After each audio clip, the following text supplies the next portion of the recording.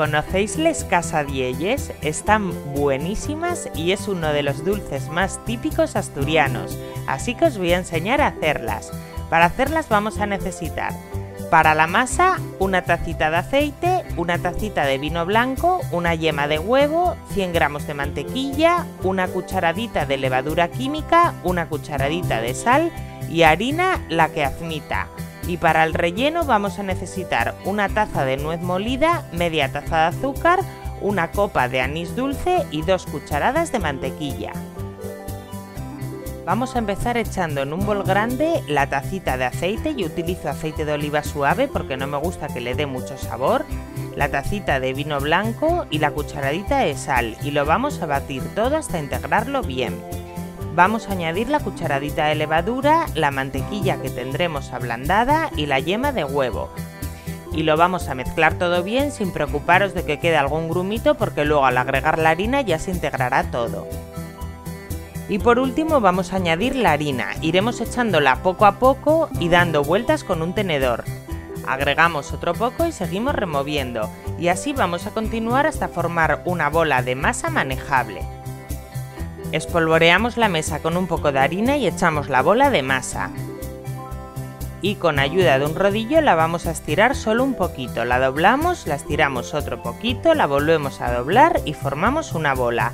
Este tipo de masas hay que trabajarlas lo menos posible y tocarlas poco con las manos.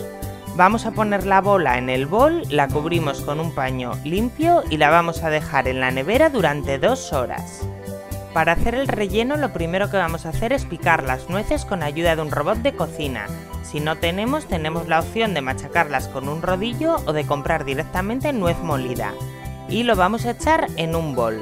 Vamos a agregar el azúcar, el licor de anís dulce y la mantequilla que habremos derretido en el microondas. Lo mezclamos todo bien y reservamos. Vamos a empezar a formar las casadiellas. Cogemos un trocito de masa, lo ponemos sobre la mesa enharinada y con ayuda de un rodillo lo vamos a extender lo más fino posible. Vamos a cortarlo con un cuchillo formando un rectángulo, colocamos en un extremo una cucharada del relleno y lo vamos a enrollar para formar la casadiella. Podemos mojar con un poquitín de agua el extremo para que se cierre bien y no se abran al freír. Cortamos con un cuchillo la masa sobrante y con ayuda de un tenedor hacemos unas muescas para sellarla.